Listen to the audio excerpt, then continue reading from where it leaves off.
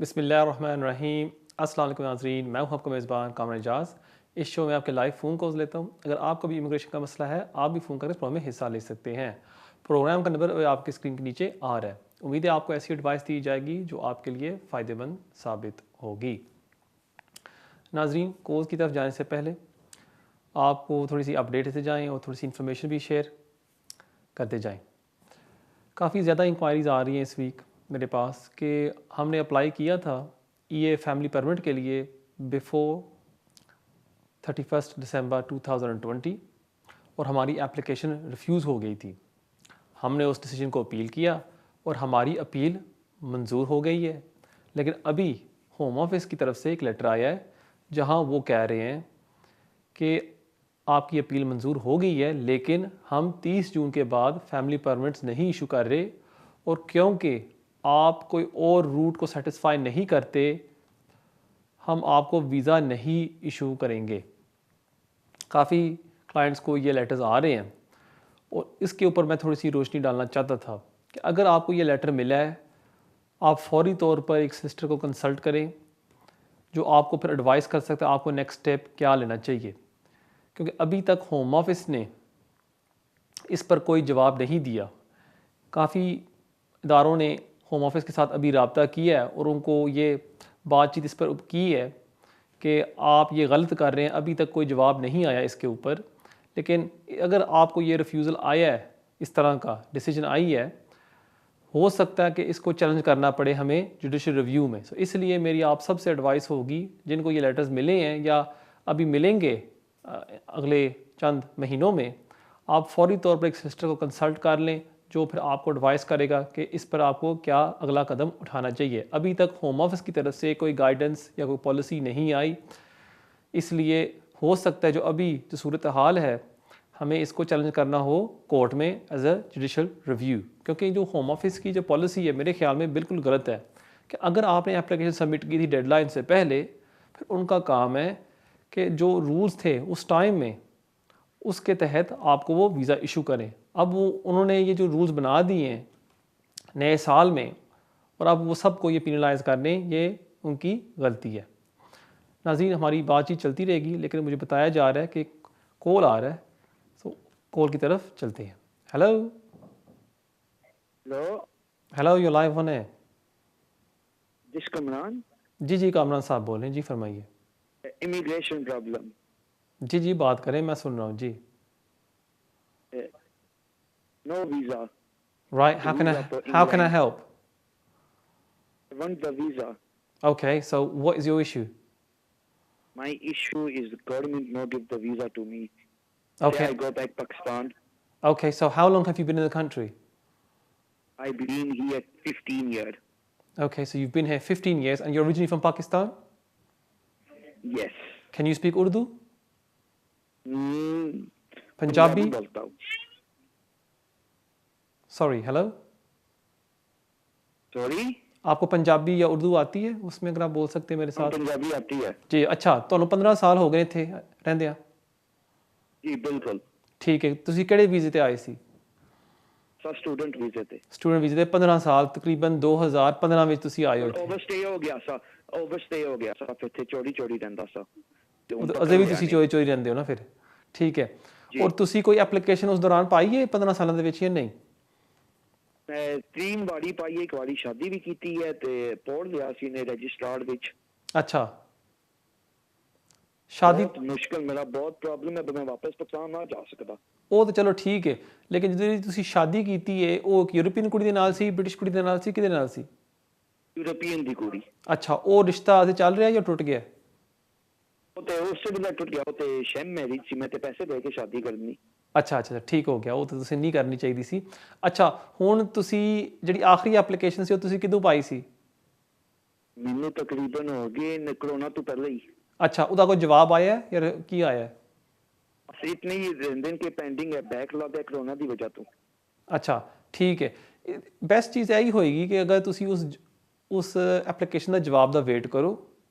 ਠੀਕ ਹੈ, ਹੋ ਸਕਦਾ ਹੈ ਕਿ ਤੁਸੀਂ ਸਹੀ ਤਰ੍ਹਾਂ ਆਪਣੇ ਮਜ਼ਮੂਨ ਬਣਾਏ ਹੋਏ, ਸਲਿਸਟਰ ਨੇ ਸਹੀ ਤਰ੍ਹਾਂ ਲਿਖਿਆ ਹੋਵੇ ਔਰ ਤੁਹਾਨੂੰ ਵੀਜ਼ਾ ਵੀ ਦੇ ਦੇਣ। ਅਗਰ ਖੁਦਾ ਨਾ ਖਾਸਤਾ ਉਹ ਰਿਫਿਊਜ਼ ਕਰ ਦਿੰਦੇ ਹਨ, ਫਿਰ ਤੁਸੀਂ ਮੇਰੇ ਕੋਲ ਜਾਂ ਕਿਸੇ ਸਿਸਟਰ ਕੋਲ ਜਾ ਕੇ एडवाइस लै सकते हो अगला कदम की उठाना चाहिए। ठीक है जी। गवर्नमेंट ਜਿਹੜੀ ਸਿੱਖਣੀ ਹੈ ਪ੍ਰਤੀਤ ਪਟੇਲ ਇਸ ਤੇ ਸਭ ਕੁਝ ਬਦਲਾ ਛੱਡਿਆ ਉਹਨਾਂ ਦਿਨ ਵਾਪਸ ਮੁਲਕ ਭੇਜ ਕੇ ਤੂੰ ਅਪੀਲ ਕਰੋ। नहीं ਗੱਲ नहीं ਸੱਚ ਹੈ? नहीं नहीं देखो, ਤੁਹਾਨੂੰ out country right of appeal ਉਸ ਟਾਈਮ ਦਿੰਦੇ ਨੇ ਕਿ ਅਗਰ ਉਹ ਸਮਝਣ ਕਿ ਜਿਹੜੇ ਤੁਸੀਂ ਐਪਲੀਕੇਸ਼ਨ ਪਾਈ ਸੀ, ਜਿਹੜੀ ਬੁਨਿਆਦ ਤੁਸੀਂ ਪਾਈ ਸੀ ਐਪਲੀਕੇਸ਼ਨ ਦੇ ਵਿੱਚ, ਉਹ ਅਸੀਂ ਫੈਸਲਾ ਇਸ ਤੇ ਪਰ ਕਰ ਚੁੱਕੇ ਹਾਂ। ਲੇਕਿਨ ਅਗਰ ਜਿਹੜੀ ਤੁਸੀਂ ਐਪਲੀਕੇਸ਼ਨ ਪਾਈ ਸੀ, ਅਗਰ ਤੁਸੀਂ ਕੋਈ ਨਈ ਇਨਫੋਰਮੇਸ਼ਨ ਉਹਨਾਂ ਨੂੰ ਦਿੱਤੀ ਸੀ ਜੋ ਉਹਨਾਂ ਨੇ ਕਦੀ ਪਹਿਲਾਂ ਕੰਸੀਡਰ ਨਹੀਂ ਕੀਤੀ, ਫਿਰ ਤੁਹਾਨੂੰ ਜ਼ਰੂਰ ਇਨ ਕੰਟਰੀ ਰਾਈਟ ਆਫ ਅਪੀਲ ਦੇਣਗੇ। ਠੀਕ ਹੈ ਜੀ। ਇਸ ਵਾਸਤੇ ਬੈਸਟ ਚੀਜ਼ ਇਹ ਹੋਏਗੀ ਕਿ ਤੁਸੀਂ ਅਜੇ ਵੇਟ ਕਰ ਲਓ ਜਵਾਬ ਦਾ, जैसे जवाब आता है फिर तुसी अपना अगला कदम उठा सकते हो। बहुत शुक्रिया तुहाडे कॉल दा। नाज़रीन, जैसे मैं बता रहा था आपको कॉल से पहले कि अगर आपने फैमिली परमिट के लिए अप्लाई किया है और वो आपकी एप्लीकेशन उन्होंने रिफ्यूज़ कर दी और अपील में जाके आपने अपील जीत ली है और अभी तक होम ऑफिस ने आपको वीज़ा नहीं इशू किया क्योंकि वो कह रहे हैं कि हम अब फैमिली परमिट्स 30 जून के बाद नहीं इशू कर सकते, उसको आप चैलेंज कर सकते हैं जुडिशल रिव्यू के ज़रिए। एक दूसरी जो अपडेट मैं आपके साथ शेयर करना चाहता था, काफ़ी बहन भाई मुझे ये सवाल पूछ रहे हैं, वो भी ये पूछ रहे हैं कि जी जो हमारी पटिशन थी इमिग्रेंट्स के लिए वो तो अब हो गई है, इसके बाद अब क्या होगा। और जैसे मैंने लास्ट वीक भी अर्ज़ किया था इसके ऊपर कि नाज़रीन मुझे बताया जा रहा है कॉल आ रही है, चलते हैं कॉल की तरफ। हेलो हेलो, अस्सलाम वालेकुम। वालेकुम सलाम। जी कामरान साहब बोल रहे हैं? जी जी कामरान साहब बोल रहे हैं जी। जी मेरे छोटे छोटे 3 क्वेश्चन है सर। जी जी एक पूछें। तो वो है कि लाइफ इन यूके जो सा है टेस्ट वो कब तक वैलिड होता है, ठीक है। और दूसरा ये है कि मैं यहाँ पे स्पाउस वीजे पे हूँ, तो मैं अपनी मदर को बुलाना चाहता हूँ, मेरी वाइफ ब्रिटिश बोर्न है, तो क्या आप समझते हैं विजिट पे बुला के यहाँ पे ट्राई करें या वहाँ से वो अलोन हैं, वहाँ पे अकेली हैं और उनके बच्चे जो मेरी बहनें हैं वो शादीशुदा हैं और एक भाई है वो तो लुक आफ्टर नहीं करता, तो काफ़ी बीमार रहती हैं, तो हम उनको किस तरीके से यहाँ पे बुला सकते हैं। ठीक है तो जी जी। तीसरा ये आखिरी मेरा क्वेश्चन ये है कि क्या जो इंडेफिनेट के बाद मैं अभी यहाँ पे मुझे मिला है out of country out of law rule के तहत वीज़ा मिला था, तो जी जी मैं अब 10 साल बाद नेशनलिटी अप्लाई कर सकता हूँ। ठीक है। आप यूके कब एंटर हुए थे? जी मैं 2011 में। 2011 में। और जो अभी आपके पास वीज़ा, ये पहला वीज़ा आपको कब मिला था? जी पहला वीज़ा मुझे मिला 2019 में। 2019 में। और आपको 10 ईयर रूट पर मिला था? जी 10 ईयर्स पे था, फिर मैंने 5 ईयर्स रूट पे कन्वर्ट कराया।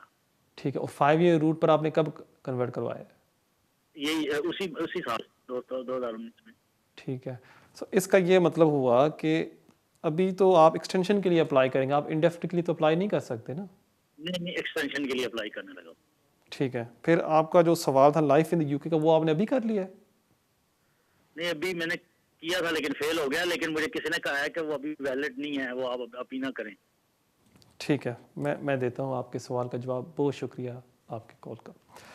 जहाँ तक आपका पहला सवाल है कि लाइफ इन यूके टेस्ट की उसकी एक्सपायरी होती है या नहीं, life in the UK test की एक्सपायरी नहीं होती। चाहे आप आज पास कर लें या आपने 5 साल पहले पास किया था, उसकी कोई एक्सपायरी नहीं होती। जो इंग्लिश टेस्ट होता है जैसे कि A1, A2, B1, उसकी 2 साल की एक्सपायरी होती है। लेकिन अगर आपने फ़र्ज़ करें पहले एक्सटेंशन के लिए अप्लाई किया था, पहले वीज़े के लिए, और आपने B1 पास कर लिया, बल्कि बजाय A1 से आपने B1 पास कर लिया, जो ज़्यादा मुश्किल होता है, और चाहे वो अगर उसके 2 साल हो गए हैं क्योंकि आपने कोई उस पहले एप्लीकेशन में उस सर्टिफिकेट को इस्तेमाल किया था, आप उसको एक्सटेंशन में भी इस्तेमाल कर सकते हैं और अपने ILR एप्लीकेशन में भी इस्तेमाल कर सकते हैं, चाहे वो एक्सपायर हो गया है, क्योंकि आपने एक एप्लीकेशन में उसको इस्तेमाल किया था। सो उसमें ये एक फ़ायदा होता है कि अगर आप एक एडवांस इंग्लिश टेस्ट पहले से पास कर लें, चाहे वो एक्सपायर हो जाए, बाद में भी उसको आप इस्तेमाल कर सकते हैं। जहाँ तक आपका ये दूसरा सवाल था कि आप अपनी मदर को यहाँ बुलाना चाहते हैं और उनके लिए कौन सा बेस्ट रूट होगा। अब विज़िट के लिए तो आप बुला सकते हैं उनको, और उसके लिए आपको ये साबित करना होगा कि एज अ स्पॉन्सर आप उनका ख़र्चा उठा सकते हैं और आप उनको यहाँ रिहाइश भी दे सकते हैं। आपकी मदर ने जो अप्लाई कर रही होंगी पाकिस्तान से, उन्होंने साबित करना होगा कि उनके टाइज़ हैं पाकिस्तान में, और अगर उनको वीज़ा इशू किया जाता है वो वापस जाएंगे। और ये सबसे मुश्किल रिक्वायरमेंट होती है एंट्री क्लियरेंस ऑफिसर को साबित करना कि जी अगर आप मुझे वीज़ा दे देते हैं मैं ज़रूर वापस जाऊंगा या मैं ज़रूर वापस जाऊंगी। ये मेन चीज़ आपने साबित करनी होती है। इसके लिए एप्लीकेशन पाने से पहले मैं हमेशा आप सबको एडवाइस करता हूँ कि किसी सोलिसिटर से मिल लें और वो फिर आपको बता सकता है कि आपकी मदर के सर्कमस्टांसिस के मुताबिक कौन कौन से डॉक्यूमेंट्स लगाने चाहिए कि आपके एप्लीकेशन को ज़्यादा से ज़्यादा चांस हो कि वो सक्सेसफुल हो। उम्मीद है आपको आपके सवाल का जवाब मिल गया होगा। बहुत शुक्रिया आपके कॉल का। नाजरीन, मुझे बताया जा रहा है कि एक ब्रेक का वक्त होता जाता है। जाने से पहले मैं आपको अपना ईमेल एड्रेस दे जाऊँ जो अभी आपके स्क्रीन के ऊपर आ रहा होगा kejaz@me.com। इसके ज़रिए आप मुझे कांटेक्ट कर सकते हैं और अगर आप मुझे मिलना चाहते हैं आप मुझे मिल भी सकते हैं। और हमेशा की तरह मैं आप सबसे रिक्वेस्ट करता हूँ कि अगर आप जाएँ यूट्यूब के ऊपर और वहाँ टाइप करें कामरान एजाज़, वहाँ आपको मेरी तस्वीर नज़र आ जाएगी और उस चैनल को आप फॉलो करें, सब्सक्राइब करें और वहाँ भी मज़ीद अपडेट्स मैं आपके साथ शेयर करता रहता हूँ। और अगर आप मुझे वहाँ कोई सवाल पूछना चाहते हैं कमेंट्स में आप मुझे लिख सकते हैं। मैं अपनी तरफ से पूरी कोशिश करता हूँ कि आपके सवालों के जवाब दूँ। नाजरीन, कहीं नहीं जाना, मिलते हैं ब्रेक के बाद। Welcome back to immigration with Kamran. बगैर कोई टाइम ज़ाया किए देखते हैं हमारे अगले कॉलर कौन है। Hello hello hello, your live on है। अस्सलाम वालेकुम भाई। वालेकुम सलाम जी। ਭਾਈ ਮੈਂ ਮਾੜਾ ਜਿਹਾ ਪਤਾ ਕਰਨਾ ਸੀ ਇਹ ਮੈਂ ਜਿੱਦਾਂ ਪਹਿਲਾਂ ਮੈਨੂੰ ਰੈਜ਼ੀਡੈਂਸੀ ਪਰਮਾਨੈਂਟ ਰੈਜ਼ੀਡੈਂਸੀ ਕਾਰਡ ਮਿਲਿਆ ਸੀਗਾ। ਠੀਕ ਹੈ, ਕਿਦੋਂ ਮਿਲਿਆ ਸੀ? ਇਹ ਮੈਨੂੰ ਇਹ 11ਵੇਂ ਮਹੀਨੇ 2020 ਵਿੱਚ? ਹਾਂਜੀ 2020 ਦੇ ਵਿੱਚ। ਠੀਕ ਹੋ ਗਿਆ, ਠੀਕ ਹੈ। ਤੇ ਉਦੋਂ ਬਾਅਦ ਮੈਨੂੰ ਮੈਂ ਕੀਤਾ ਉਹ ਪਰਮਾਨੈਂਟ ਜਿਹੜਾ ਸੈਟਲਮੈਂਟ ਸਟੇਟਸ ਉਹ ਅਪਲਾਈ ਕੀਤਾ, ਉਹ ਮੈਨੂੰ ਦਸੰਬਰ ਦੇ ਵਿੱਚ ਉਹਨੇ ਜਨਵਰੀ ਵਿੱਚ ਇਸ਼ੂ ਕਰਤਾ। ਠੀਕ ਹੋ ਗਿਆ। ਤੇ ਹੁਣ ਉਹ ਜਿੱਦਾਂ ਮੇਰਾ ਜਿਹੜਾ ਰੈਜ਼ੀਡੈਂਸੀ ਕਾਰਡ ਆ ਉਹ ਜਿੱਦਾਂ 6 ਮਹੀਨਿਆਂ ਦਾ ਨਹੀਂ ਦਿੱਤਾ ਸੀਗਾ, ਹੁਣ ਜਿੱਦਾਂ ਮੈਂ ਉਹਨੂੰ ਵਧਾਉਣ ਲਈ ਜਿੱਦਾਂ ਦਿੱਤਾ ਸੀਗਾ ਤੇ ਅਪਲਾਈ ਕੀਤਾ ਸੀ ਮੈਂ ਜੀ ਜੀ। ਤੇ ਉਹਦਾ ਮੈਂ ਪਤਾ ਕਰਨਾ ਕਿੰਨੇ ਟਾਈਮ ਬਾਅਦ ਆ ਸਕਦਾ। ਦੂਜੇ ਕਿਸੇ ਕੋਈ ਮੈਨੂੰ ਕਹਿੰਦਾ ਵੀ ਇਹ ਹੁਣ ਜਿਹੜੇ ਪੇਪਰ ਹੀ ਤੁਹਾਨੂੰ ਆਉਂਦਾ ਇਹੀ ਵਰਤ ਸਕਦੇ ਉਹ ਨਹੀਂ ਮਿਲਣਾਗਾ ਰੈਜ਼ੀਡੈਂਸੀ ਕਾਰਡ। ਠੀਕ ਹੈ। ਜਦੋਂ ਜਿਹੜਾ ਤੁਹਾਡਾ ਸੀ ਪਰਮਨੈਂਟ ਰੈਜ਼ੀਡੈਂਸ ਦਾ ਕਾਰਡ ਜਿਹੜਾ ਤੁਹਾਨੂੰ ਮਿਲਿਆ ਨਵੰਬਰ 2020 ਦੇ ਵਿੱਚ, ਉਹਦੀ ਐਕਸਪਾਇਰੀ ਕੀ ਸੀ? ਉਹਦੀ ਹੈਗੀ ਐਕਸਪਾਇਰੀ ਹੈਗੀ 30/6/2020। ਠੀਕ ਹੈ ਜੀ। ਔਰ ਜਦੋਂ ਉਹਨਾਂ ਤੁਹਾਨੂੰ ਇਸ਼ੂ ਕੀਤਾ ਸੈਟਲ ਸਟੇਟਸ ਦਾ ਕਾਰਡ ਜਨਵਰੀ 2021 ਵਿੱਚ, ਉਹਦੀ ਵੀ ਐਕਸਪਾਇਰੀ ਸੀ ਜਨਵਰੀ 30 ਜੂਨ 2020, 30 ਜੂਨ 2021। ਸਹੀ ਗੱਲ ਹੈ? ਹਾਂਜੀ 21 ਦਾ। ਹਾਂਜੀ ਠੀਕ ਹੋ ਗਿਆ, ਉਹਨੂੰ ਕਾਰਡ ਤੁਹਾਡਾ ਐਕਸਪਾਇਰ ਹੋ ਗਿਆ। ਠੀਕ ਹੈ ਜੀ। ਤੁਸੀਂ ਇੰਡੀਅਨ ਨੈਸ਼ਨਲ ਹੋ ਜਾਂ ਯੂਰੋਪੀਅਨ? ਇੰਡੀਅਨ ਨੈਸ਼ਨਲ ਹੋ ਤੁਸੀਂ? ਇੰਡੀਅਨ ਨੈਸ਼ਨੈਲਿਟੀ ਹੈ ਪਰ ਮੇਰੇ ਕੋਲ ਤੇ ਜਿੱਦਾਂ ਮੇਰੇ ਕੋਲ ਰੈਜ਼ੀਡੈਂਸੀ ਕਾਰਡ ਜਿਹੜਾ ਸਪੇਨ ਦਾ ਸੀਗਾ। ਰੈਜ਼ੀਡੈਂਸੀ ਕਾਰਡ ਸੀ ਸਪੇਨ ਦਾ। ਠੀਕ ਹੋ ਗਿਆ, ਮੈਂ ਸਮਝ ਗਿਆ ਤੁਹਾਡਾ। ਠੀਕ ਹੈ ਜੀ, ਮੈਂ ਦਿੰਦਾ ਤੁਹਾਡੇ ਸਵਾਲ ਦਾ ਜਵਾਬ। ਬਹੁਤ ਸ਼ੁਕਰੀਆ ਤੁਹਾਡੇ ਕੋਲ ਦਾ। ਕਿਉਂਕਿ ਤੁਹਾਡੇ ਕੋਲ ਸੀ ਪਰਮਨੈਂਟ ਰੈਜ਼ੀਡੈਂਸ ਕਾਰਡ ਔਰ ਉਹਦੀ ਐਕਸਪਾਇਰੀ ਸੀ 30 ਜੂਨ 2021। ਜਦੋਂ ਤੁਸੀਂ ਅਪਲਾਈ ਕੀਤਾ ਸੈਟਲ ਸਟੇਟਸ ਵਾਸਤੇ ਉਹਦੇ ਤਹਿਤ ਤੁਹਾਨੂੰ ਉਹੀ ਨਵਾਂ ਕਾਰਡ ਦੇ ਦਿੱਤਾ ਲੇਕਿਨ ਉਹੀ ਐਕਸਪਾਇਰੀ ਦੇ ਨਾਲ। ਹੁਣ ਤੁਹਾਨੂੰ ਕੀ ਕਰਨਾ ਚਾਹੀਦਾ ਕਿ ਅਗਰ ਤੁਸੀਂ ਨਵਾਂ BRP ਕਾਰਡ ਅਪਲਾਈ ਕਰ ਲਓ, ਉਹਦੀ ਵੀ ਫਿਰ ਹੋਏਗੀ ਐਕਸਪਾਇਰੀ 30 ਜੂਨ ਤੋਂ ਬਾਅਦ। ਉਹ ਇਸ਼ੂ ਕਰ ਦਾਂਗੇ 5 ਸਾਲ ਦਾ ਜਾਂ 10 ਸਾਲ ਦਾ। ਇਸ ਵਾਸਤੇ ਬੈਸਟ ਚੀਜ਼ ਇਹ ਹੋਏਗੀ ਕਿ ਫੌਰੀ ਤੌਰ 'ਤੇ ਤੁਸੀਂ ਅਪਲਾਈ ਕਰ ਲਓ ਨਵੇਂ ਕਾਰਡ ਵਾਸਤੇ। ਉਹ ਫਿਰ ਆ ਜਾਏਗਾ 3-4 ਮਹੀਨੇ ਦੇ ਵਿੱਚ। ਉਹ ਫਿਰ ਤੁਸੀਂ ਇਸਤੇਮਾਲ ਕਰ ਸਕਦੇ ਹੋ ਟਰੈਵਲ ਵਾਸਤੇ। ਅਗਰ ਤੁਸੀਂ ਇੱਕ ਯੂਰੋਪੀਅਨ ਨੈਸ਼ਨਲ ਹੋ, ਯੂਰੋਪੀਅਨ ਨੈਸ਼ਨਲ ਵਾਸਤੇ ਕਾਰਡ ਨਹੀਂ ਇਸ਼ੂ ਕੀਤਾ ਜਾਂਦਾ। ਉਹਨਾਂ ਨੂੰ ਕਹਿੰਦੇ ਨੇ ਕਿ ਤੁਸੀਂ ਕਿਸਮ ਦਾ ਇਹਨੂੰ ਕਹਿੰਦੇ ਨੇ ਵੀਜ਼ਾ, ਰੈਜ਼ੀਡੈਂਸ, ਜਿਹੜਾ ਤੁਸੀਂ ਦਿਖਾਉਂਦੇ ਹੋ ਕੰਪਿਊਟਰਾਈਜ਼ਡ ਹੁੰਦਾ ਹੈ। ਉਹ ਤੁਸੀਂ ਦਿਖਾ ਸਕਦੇ ਹੋ ਏਅਰਪੋਰਟ ਦੇ ਵਿੱਚ ਜਾਂ ਤੁਸੀਂ ਉਹ ਪਰਚਾ ਪ੍ਰਿੰਟ ਵੀ ਕਰ ਸਕਦੇ ਹੋ। ਔਰ ਜਦੋਂ ਤੁਸੀਂ ਟਰੈਵਲ ਕਰੋ ਉਹ ਤੁਸੀਂ ਆਪਣੇ ਨਾਲ ਰੱਖੋ। ਲੇਕਿਨ ਕਿਉਂਕਿ ਤੁਸੀਂ ਉਹ ਇੱਕ ਇੰਡੀਅਨ ਨੈਸ਼ਨਲ, ਤੁਹਾਡੇ ਵਾਸਤੇ ਕਾਰਡ ਹੋਣਾ ਚਾਹੀਦਾ ਹੈ। ਉਹ ਤੁਸੀਂ ਫੌਰੀ ਤੌਰ 'ਤੇ ਅਪਲਾਈ ਕਰ ਲਓ ਕਾਰਡ ਵਾਸਤੇ, वो ਤੁਹਾਡੇ ਵਾਸਤੇ अच्छा होएगा। बहुत शुक्रिया ਤੁਹਾਡੇ ਕੋਲ ਦਾ। नाजरीन, देखते हैं हमारे अगले कॉलर कौन है। हेलो अस्सलाम वालेकुम। वालेकुम सलाम। कामरान साहब, मेरे 2 क्वेश्चन हैं। जी जी। एक तो पहला तो ये कि ये हम फैमिली एंड प्राइवेट रोड पे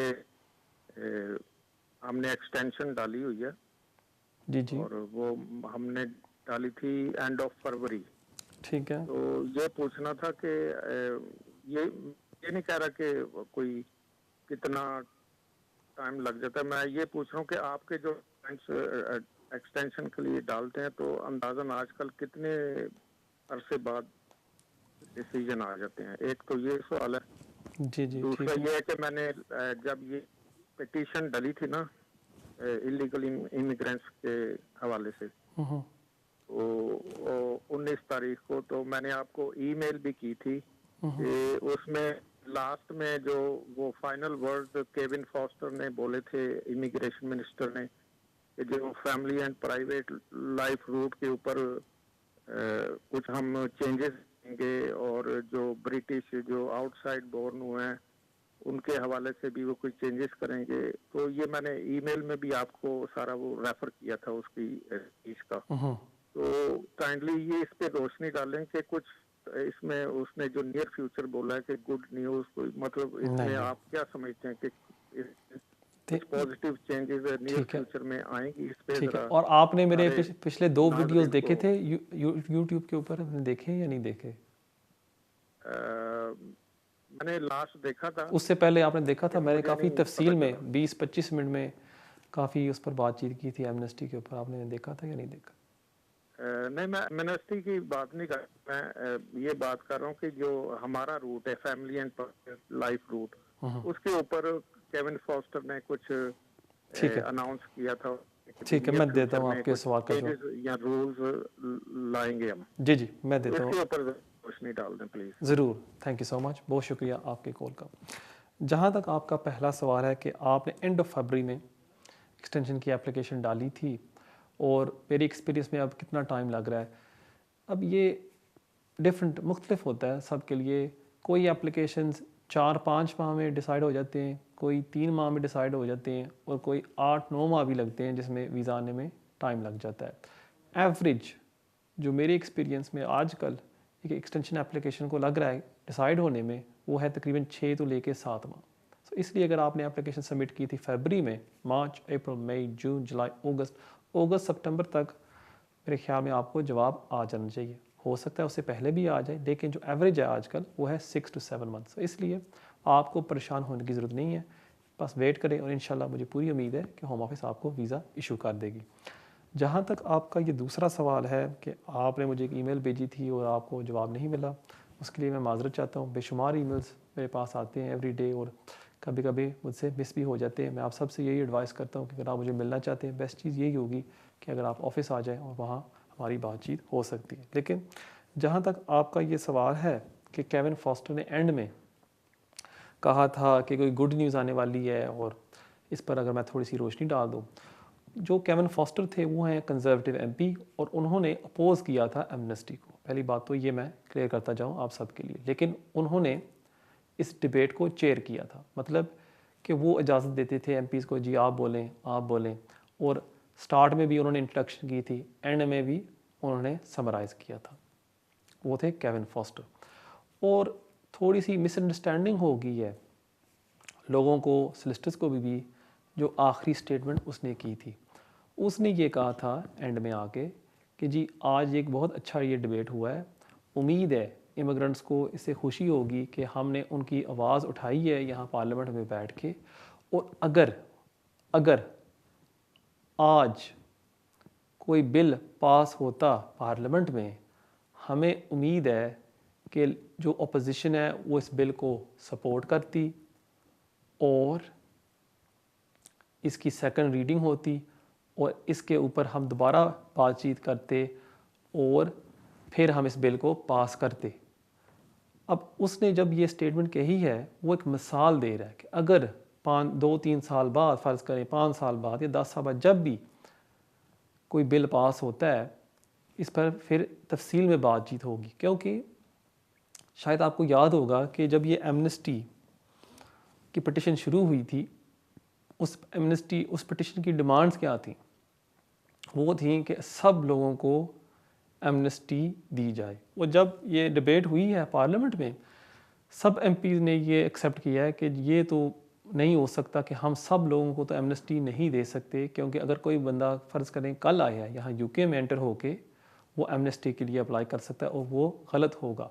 और वो केविन फॉस्टर इस पर बात कर रहे थे कि जी ये तो चलो हम सब मानते हैं कि हम सब को नहीं दे सकते, लेकिन आइंदा फ्यूचर में जब हम इस पर बातचीत करेंगे, अगर कोई बिल किसी का पास होता है, फिर हम इसको थोड़ा सा चेंज कर सकते हैं कि जी जिन लोगों को यहाँ 10 साल हो गए हैं उसको हम दे सकते हैं, या जिन लोगों को 15 साल हो गए उनको हम दे सकते हैं। और वो एक मिसाल दे रहा था कि अगर फ़र्ज़ करें जब भी इस पर कोई बातचीत होती है पार्लियामेंट में, फिर हम देख सकते हैं कि क्या क्या हम कर सकते हैं इसके ऊपर। ये था वो पॉइंट।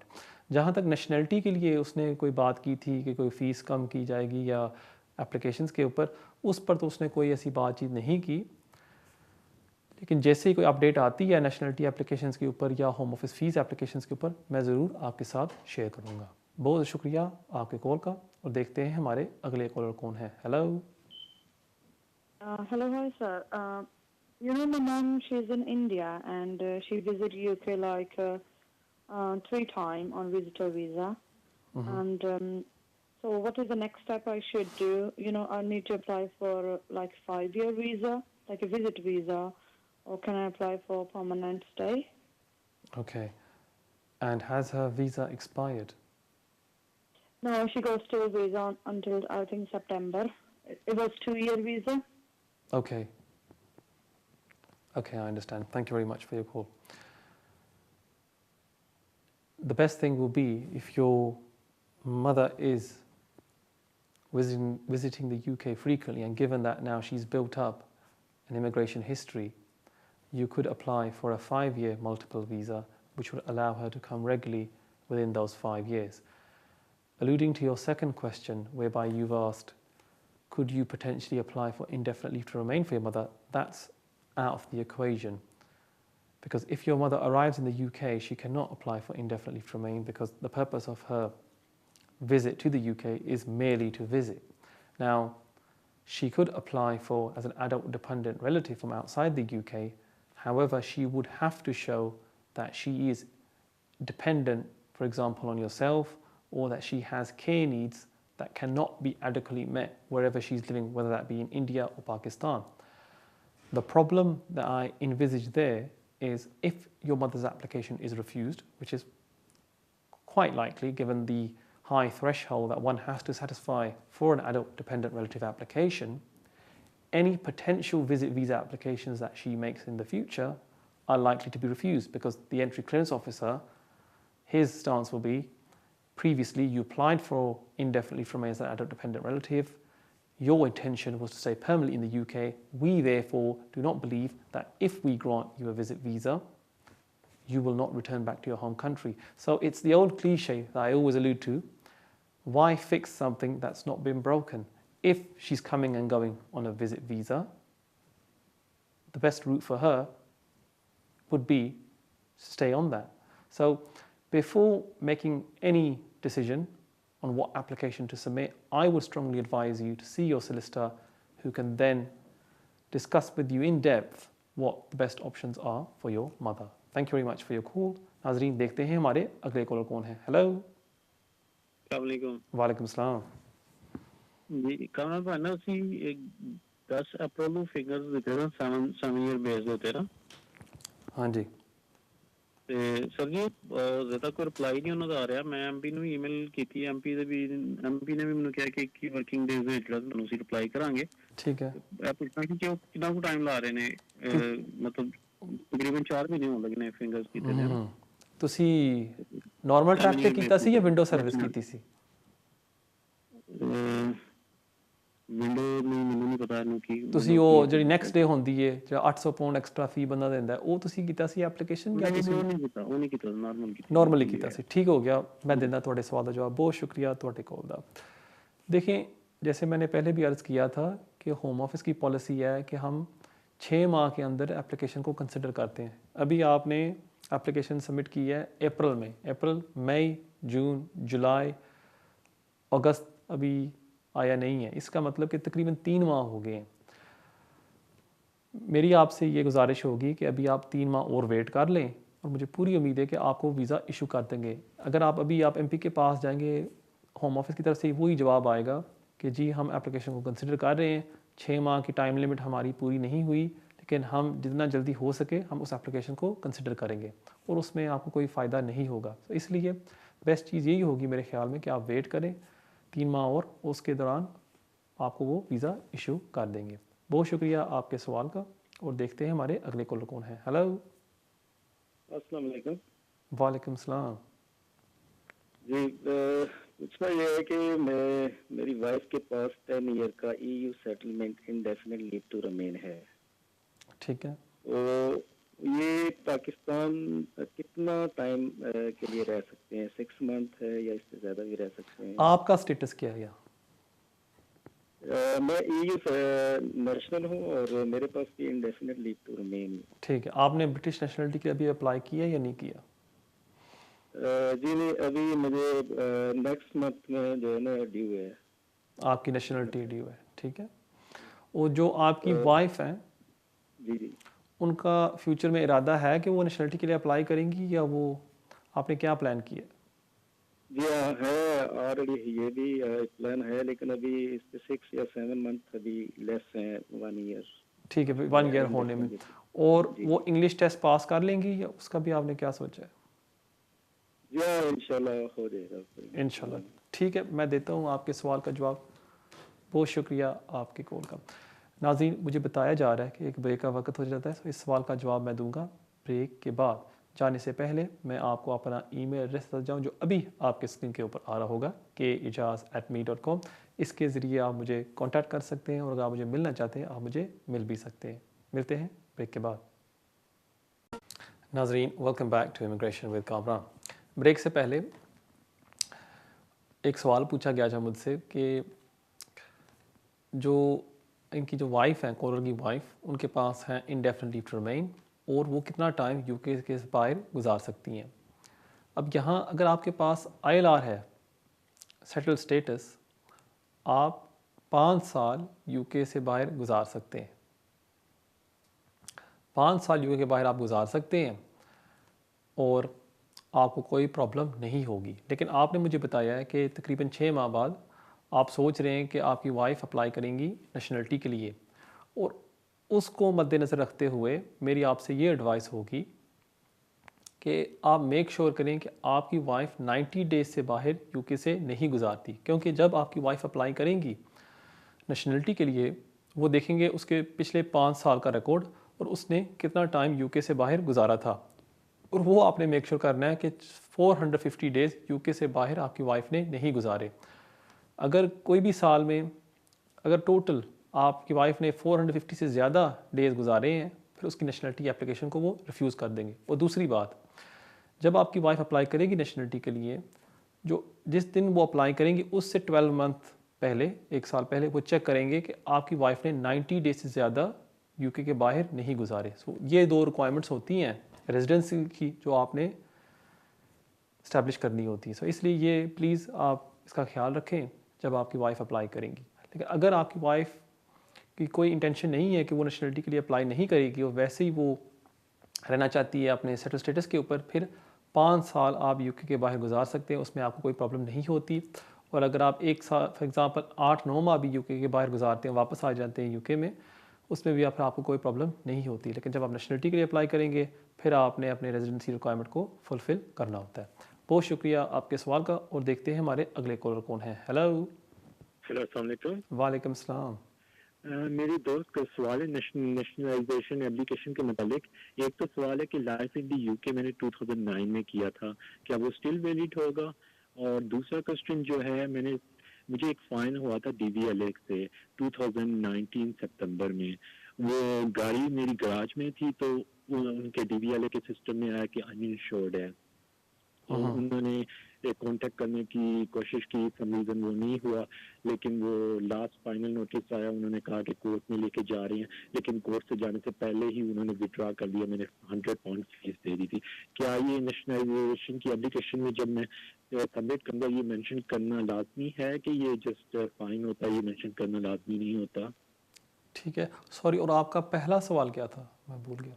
पहला लाइफ इन यूके के मतलब अच्छा, ठीक है, जी मुझे याद आ गया। ठीक है, 2009 में किया था, उन्होंने कभी यूज नहीं किया, लेकिन वो 2009 में था। अब नेशनलाइजेशन एप्लीकेशन के लिए यूज करना है। ठीक है, मैं देता हूँ आपके सवाल का जवाब। बहुत शुक्रिया आपके कॉल का। जहाँ तक आपका पहला सवाल है कि आपने लाइफ इन द यूके पास किया था 2009 में, तकरीबन 12 साल पहले, अगर आप उसको इस्तेमाल कर सकते हैं या नहीं। जी बिल्कुल, आप उसको इस्तेमाल कर सकते हैं, क्योंकि जैसे मैंने पहले भी अर्ज़ किया था, life in the UK test की एक्सपायरी नहीं होती। आप जब भी अप्लाई करें उसको आप साथ लगा सकते हैं एप्लीकेशन के साथ।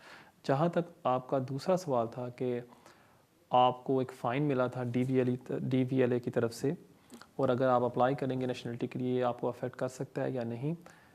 अगर ये एक फ़ाइन है फिर तो आपको ये अफेक्ट करेगा और 3 साल के लिए आप अप्लाई नहीं कर सकते।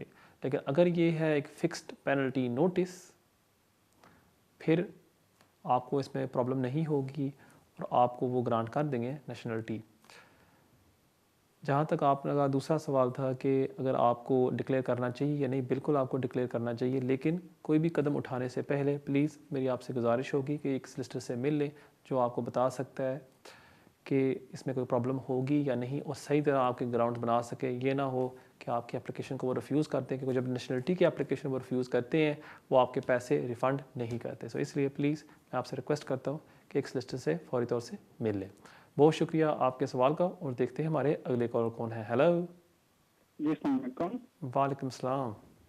जी मुझे ये पूछना था कि मैंने एक अपील रिफ्यूज हुई थी 2014 में PSW के केसेस में चल रहे थे उसमें। सॉरी आपकी आवाज़ नहीं आ रही सही तरह, प्लीज़ थोड़ा सा ऊंचा बोलिएगा प्लीज़। आवाज आ रही है? जी अभी आ रही थोड़ी सी। जी जी मेरी एक अपील रिफ्यूज हुई थी 2014 में जो PSW के केसेस चल रहे थे उस सिलसिले में। ठीक है। तो उस दौरान मेरी ब्रिटिश सिटीजन से शादी हो गई थी और मेरी अपील उस दौरान रिफ्यूज हुई और मुझे पता नहीं चला, मुझे नोटिस नहीं आया कोई कोर्ट से। ठीक है। जब मुझे पता लगा बाद में तो मैंने उसके 14 डेज में एप्लीकेशन डाल दी थी। ठीक है। और उस दौरान मैंने कोर्ट से कांटेक्ट भी किया था वाया ईमेल इसके ठीक है। आपने जो इन्फॉर्मेशन नहीं थी डिसीजन के जी जी। So I had all the proofs. Okay. So उसके बाद मुझे स्पाउस वीजा भी मिला, एक्सटेंशन भी मिली और ILR भी मिल गया। मुझे ये पूछना था कि मैंने अभी मिस्ड ऑपरेशन पे अप्लाई किया है, तो मैंने वो सुना मैंने ये है कि उसमें जब वो ये चीज़ें हैं the duration of application all that issues in pass वो थोड़ा डिटेल में देखते हैं। Is there something I should be concerned about? Sorry nationality application में क्या वो पूछते हैं? मैंने सुना कि वो ये चीजें डिटेल में देखते हैं कि आपका कोई गैप हुआ हो पीछे एंड स्टफ लाइक दैट। तो इस वजह से मैं पूछ रहा हूँ कि is this something to be concern about? मेरा now let me get something clear है। आपको कौन से बेस के ऊपर ILR ग्रांट की थी? लॉन्ग रेजिडेंस के ऊपर या स्पाउस वीज़े के ऊपर? स्पाउस वीजे के ऊपर। ठीक है, या ओके ठीक है जी, मैं देता हूँ आपके सवाल का जवाब। बहुत शुक्रिया आपके कॉल का। जहाँ तक नेशनलिटी एप्लीकेशन जब आप सबमिट करते हैं, जैसे ही आपको ILR ग्रांट किया जाता है and if you are the spouse of a British national, आप फौरी तौर पर अप्लाई कर सकते हैं नेशनलिटी के लिए। लेकिन जब आप नेशनलिटी के लिए अप्लाई करते हैं वहाँ आपको सेटिस्फाई करना होता है गुड कैरेक्टर रिक्वायरमेंट, और वहाँ आपने साबित करना होता है कि पिछले 10 सालों में आपके पास वीज़ा था। अब लाइन थोड़ी सी ख़राब थी, सही तरह मैं नहीं सुन सका, लेकिन मुझे लग रहा है कि वहाँ पोटेंशली शायद कोई ब्रेक होगी हो। अगर हुई है फिर तो आपकी नेशनलिटी एप्लीकेशन को वो रिफ्यूज़ कर देंगे क्योंकि आप गुड कैरेक्टर रिक्वायरमेंट को सेटिस्फाई नहीं करते। लेकिन अगर जब आपने PSW से अप्लाई किया था फॉर दी स्पाउस वीज़ा, अगर उन्होंने आपको फौरी तौर पर 5 ईयर रूट पर वीज़ा दिया था, फिर तो वो एक्सेप्ट कर रहे हैं कि आपके पास वैलिड लीव थी, और अगर आपने फिर नेशनलिटी की एप्लीकेशन सबमिट की है फिर मुझे उम्मीद है कि आपकी एप्लीकेशन सक्सेसफुल होगी। कोई भी कदम उठाने से पहले मैं आपसे ये एडवाइस करूँगा कि आप अपनी सब्जेक्ट एक्सेस रिपोर्ट मंगवा लें होम ऑफिस से। वहाँ आप चेक कर सकते हैं वहाँ के आपके लीव में कोई ब्रेक हुई है या नहीं, या आप एक सिस्टर के पास जाके डिटेल में एडवाइस ले सकते हैं। बहुत शुक्रिया आपके सवाल का, और देखते हैं हमारे अगले कॉलर कौन है। हेलो। अस्सलाम वालेकुम कामरान साहब। वालेकुम सलाम। हाँ जी कामरान साहब, मैंने पहले भी कॉल की थी आपको, उसके मैंने क्लैरिफाई करना था कि होम ऑफिस वाले तो ये ILR वाली जो एप्लीकेशंस होती हैं उसमें 6 मंथ्स का वो टाइम देते हैं। करेक्ट। लेकिन जो दूसरी एक्सटेंशन वगैरह की होती है उसमें तो वो कहते हैं कि 8 वीक्स में डिसाइड कर देंगे। वो तो अब वो कोई जॉब भी नहीं देते। जी वही मैं आपको अर्ज़ कर रहा था। वो जब आप एप्लीकेशन भरते हैं और वहाँ एक जेनेरिक सा मैसेज आ जाता है कि you will consider with in 8 weeks, वो एक सेट टाइम लिमिट नहीं होता कि फ़िक्स टाइम लिमिट है कि जी हम 8 वीक्स के अंदर गारंटीड आपको करेंगे। वो एक किस किस्म का आप समझ लें एस्टिमेट गाइड होता है, लेकिन जो जहाँ तक होम ऑफिस की पॉलिसी है वो है 6 मंथ्स। सो इसलिए जो आपको 8 वीक्स का नज़र आता होता है उसको ज़्यादा तवज्जो ना दिया करें। 6 मंथ्स के अंदर अंदर होम ऑफिस की होती है इंटेंशन कि आपके एप्लीकेशन को वो कंसिडर करें। बहुत शुक्रिया आपके सवाल का, और देखते हैं हमारे अगले कॉलर कौन है। हेलो। हेलो, अस्सलाम वालेकुम। वालेकुम सलाम। जी कामरान साहब, मैंने पहले भी फ़ोन किया था, शायद आप सवाल प्रॉपर समझ नहीं सके। मैंने कहा था कि मैंने अपनी वालदा को यहाँ पे परमानेंट बुलाना चाहता हूँ। सर जी जी मैं बिल्कुल आपकी बात समझ गया था, और जैसे मैंने अर्ज़ किया था कि विज़िट पर आप बुला सकते हैं, वो तो आपके पास चॉइस है। जहाँ तक परमानेंट है, इंडेफिनिट के लिए आप तो नहीं बुला सकते क्योंकि अभी तो आपके पास इंडेफिनिट नहीं है।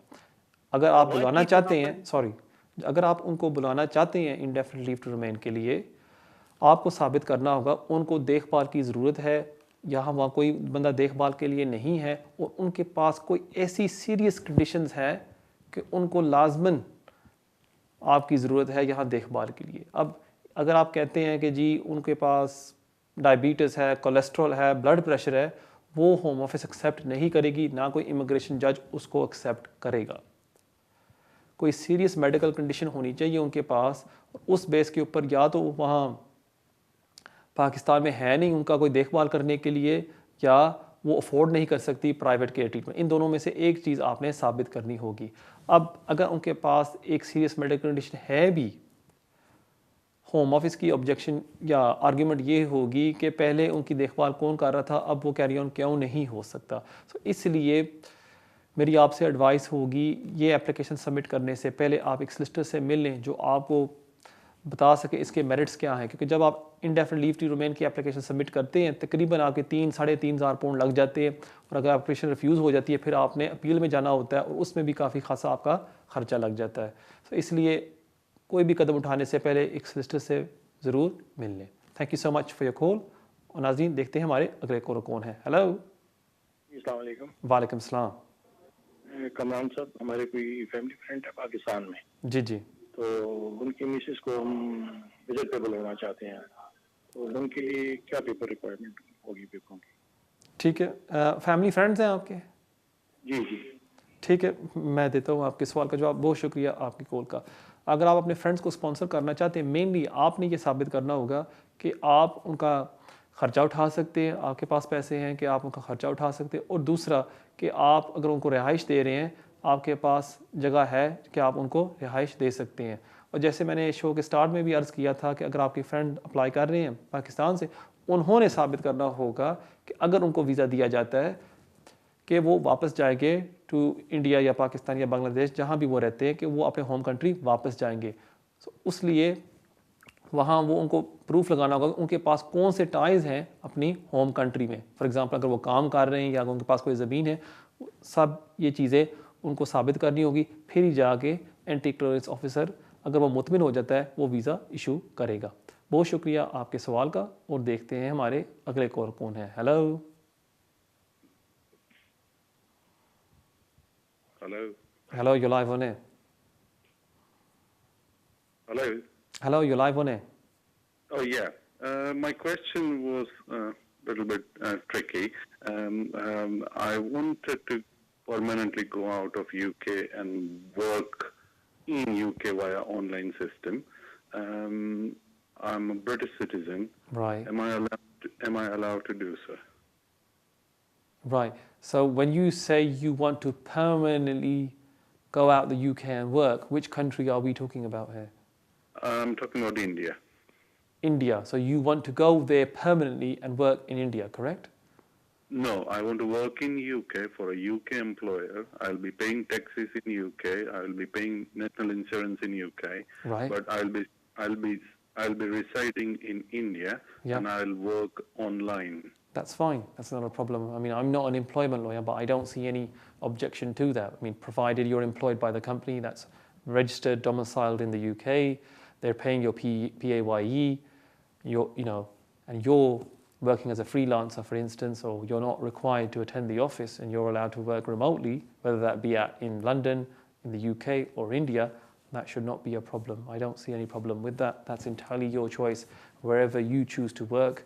And between you and your employer, the agreement that you have, that you can work in India, you could work in the UK. So that's a private agreement between yourselves. I don't see any objection to that. You are free to do so. Thank you so much for your call. नाजरीन देखते हैं हमारे अगले collar कौन है. Hello. Hello, अस्सलाम वालेकुम. वालेकुम सलाम. हेलो सर, मेरा सवाल था कि मेरी वाइफ यूरोपियन है हाँ और जी. मैं इंडियन हूँ और मैंने मैरिज रजिस्टर करवाई है कौंसिल दफ्तर. तो सर अभी तक ना तो उनकी ईमेल आई है और ना उनका कोई जवाब आया है, ना कोई मैसेज ना कोई लेटर. तो सर 40 डे हो चुके हैं. शादी आपने कहाँ रजिस्टर करवाई है, यूके में या इंडिया में? सर यूके में. ठीक है. आपके पास जी आपके पास स्टेटस है या नहीं? नहीं सर, मेरे पास इंडियन पासपोर्ट है. ठीक है. और आप यहाँ कच्चे हैं अभी? हाँ कच्चा हूँ सर. मेरी वाइफ का पासपोर्ट पुर्तगाल पासपोर्ट है. ठीक है. जी. और आपके पास बच्चे हैं या नहीं? नहीं सर, कुछ नहीं है. हमें रहते हुए 3 साल हो चुके हैं. 3 साल हो गए रहते हुए. लेकिन आपके पास 31 दिसंबर 20 से पहले स्टेटस तो नहीं था ना? नहीं सर, मेरे पास नहीं है. मेरी वाइफ के पास है ना सब कुछ. ठीक है. और ये जो एप्लीकेशन आप अभी सबमिट करना चाहते हैं, ये आपने कोई सोलिसिटर से बातचीत की है या खुद ही आपने प्लान बना लिया कि शादी करते हैं और एप्लीकेशन डालेंगे?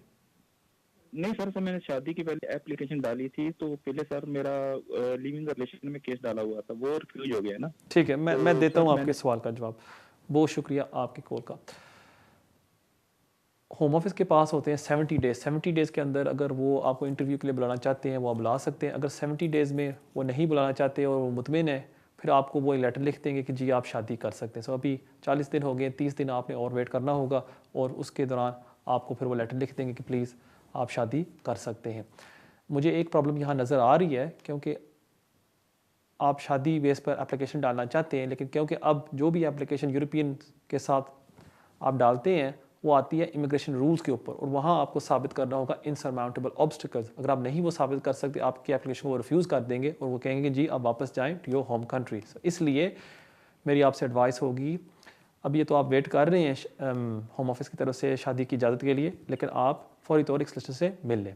Thank you so much for your question. नाज़रीन, ये था हमारा आखिरी सवाल आज के लिए. उम्मीद है कि आपको आज का प्रोग्राम पसंद आया होगा. हमेशा की तरह मैं आप सबसे रिक्वेस्ट करता हूँ कि अगर आप कोशिश कर रहे थे कॉल करने की और आपकी बारी नहीं आई, आप यूट्यूब पर जाके वहाँ मुझे भी फॉलो कर सकते हैं, और कमेंट्स में अगर आप कोई भी सवाल मुझे पूछना चाहते हैं आप मुझे पूछ सकते हैं. इंशाअल्लाह ताला हमारी मुलाकात होगी अगले हफ्ते इसी टाइम 6 से लेकर 7 बजे सिर्फ वीनस टीवी पर. तब तक के लिए मुझे इजाज़त दें. अस्सलाम वालेकुम.